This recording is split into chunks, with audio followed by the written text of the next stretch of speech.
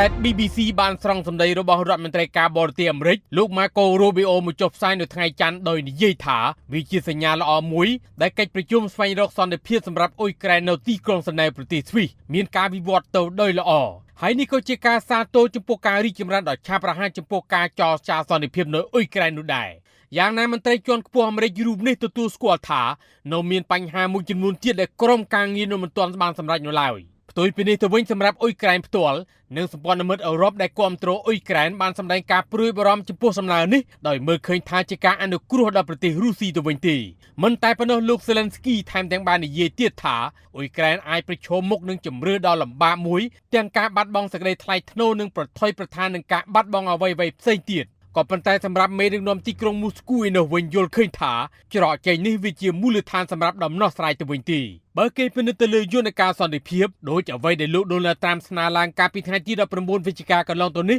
នោះគឺជាការកាត់ទឹកដីមួយផ្នែកដែលបណ្ដាមេដឹកនាំរដ្ឋនៅក្នុងប្លុកសហគមន៍អឺរ៉ុបចាត់ទុកថាជាសញ្ញាដ៏ស្មុគស្មាញព្រោះជាការកាត់ក្បាលតម្រូវមួកប៉ុណ្ណោះក្នុងន័យនេះគឺត្រូវបង្ខំឲ្យអ៊ុយក្រែនត្រូវតែទទួលយកសន្តិភាពជាថ្នូរនឹងការកាត់ផ្នែកខ្លះនៃដែនដីរបស់អ៊ុយក្រែនទៅឲ្យរុស្ស៊ីBBC បានរាយការណ៍ថាសំណើទាំង28ចំណុចដែលស្នើឡើងដោយសេតាវិមានត្រូវបានអ្នកការទូតជាន់ខ្ពស់របស់សហរដ្ឋអាមេរិកលើកឡើងថាយ៉ាងណាកិច្ចព្រមព្រៀងចុងក្រោយណាមួយដែលសម្រេចទៅបានលុះត្រាមានការយល់ព្រមជាមុនដែរពីប្រធានាធិបតីអ៊ុយក្រែននិងសហរដ្ឋអាមេរិកមុនពេលសេចក្តីព្រៀងនេះត្រូវបានបញ្ជូនទៅដល់ដៃរុស្ស៊ីនោះមកដល់ពេលនេះបញ្ហាសន្តិភាពនៅអ៊ុយក្រែននៅមិនទាន់បានដោះបញ្ចប់នៅឡើយផងរឿងថ្មីមួយទៀតបានកើតឡើងនោះគឺជាការបែកធ្លាយឯកសារសម្ងាត់ទាក់ទិនសេចក្តីព្រៀងសន្តិភាពនេះកាសែត BBC បានរាយការណ៍ពីការចុះផ្សាយរបស់បណ្ដាញព័ត៌មាននានាជុំវិញកិច្ចប្រជុំស្តីពីផែនការនៅអ៊ុយក្រែននៅទីក្រុងគៀវរបស់សម្ព័ន្ធមិត្តអឺរ៉ុបដែលដឹកនាំដោយចក្រភពអង់គ្លេសបារាំងនិងអាល្លឺម៉ង់ជាដើមក៏ប៉ុន្តែយ៉ាងណាមកដល់ពេលនេះ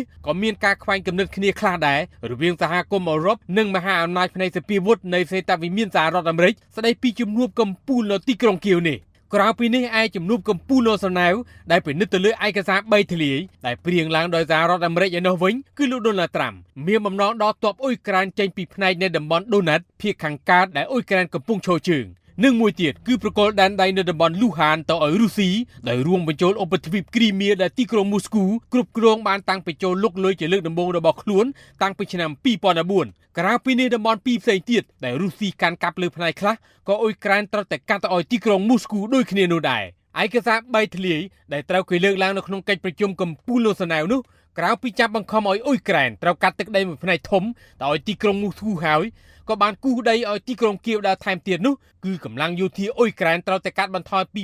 88,000នាក់មកនៅត្រឹម60,000នាក់លើពីនេះទៅទៀតបាត់ផ្លូវមិនឲ្យអ៊ុយក្រែនចូលជាសមាជិកអង្គការ NATO ហើយក៏មិនឲ្យយកទ័ពសម្ព័ន្ធមិត្តរបស់អ៊ុយក្រែនណាមួយពីប្លុកសហគមន៍អឺរ៉ុបដាក់នៅលើទឹកដីនេះដូចគ្នានោះដែរប្រសិនបើសន្តិភាពនេះពិតជាកើតឡើងពិតមែននៅទីក្រុងមូស្គូនឹងត្រូវគេបើកផ្លូវឲ្យធ្វើសមាហរណកម្មចូលទៅក្នុងសេដ្ឋកិច្ចពិភពលោកតាមរយៈការដកទណ្ឌកម្មនិងអនុញ្ញាតឲ្យចូលរួមនៅក្នុងក្រុម G7 នៃបណ្ដាប្រទេសដែលមានមហាអំណាចបំផុតនៅលើពិភពលោកដែលនឹងជួយឲ្យរុស្ស៊ីក្លាយជា G8 ម្ដងទៀតបច្ចុប្បន្នប្រទេសរុស្ស៊ីគ្រប់គ្រង 20% ហើយក្រោយពីមានសង្គ្រាមមកនៅលើទឹកដីអ៊ុយក្រែនជុំវិញឯកសារ3ធ្លាយស្ដីពីការស្វែងរកសន្តិភាពរបស់សហរដ្ឋអាមេរិកចំពោះវិបត្តិនៅអ៊ុយក្រែននេះរដ្ឋមន្ត្រីការបរទេសអាមេរិកលោក Marco Rubio ត្រូវកាសែត BBC រាយការណ៍ពីការច្រានចោលរបស់លោកចំពោះការបដិសេធរបស់សមាជិកព្រឹទ្ធសភាអាមេរិក2ក្រុមដែលចេញមុខការពារសេតាវិមានថាឯកសារដែល3ធ្លាយនេះគឺជាសំណើរបស់រុស្ស៊ីហើយមិនតំណាងឲ្យជំហររបស់រដ្ឋបាលលោកត្រាំនោះគឺមិនមែនជាការពិតឡើយ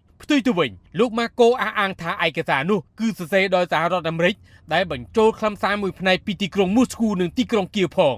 ងយ៉ាងណាកាលពីព្រឹកថ្ងៃអាទិត្យលោក Donald Trump ចោទប្រកាន់មេដឹកនាំអ៊ុយក្រែនថាមិនបានដឹងគុណទីក្រុង Washington ចំពោះកិច្ចខិតខំប្រឹងប្រែងរបស់សហរដ្ឋអាមេរិកក្នុងការបញ្ចប់សង្គ្រាមរវាងរុស្ស៊ីនិងអ៊ុយក្រែននោះឡើយមួយវិញទៀតលោករិះគន់អឺរ៉ុបដែលចាត់ទុកថាជាសម្ព័ន្ធមិត្តដ៏រឹងមាំរបស់អ៊ុយក្រែនហើយបានប្រើប្រាស់ការប្រជុំនៅទីក្រុងគៀវក៏កំពុងបន្តទិញប្រេងពីប្រទេសរុស្ស៊ីនៅឡើយនោះដែរទ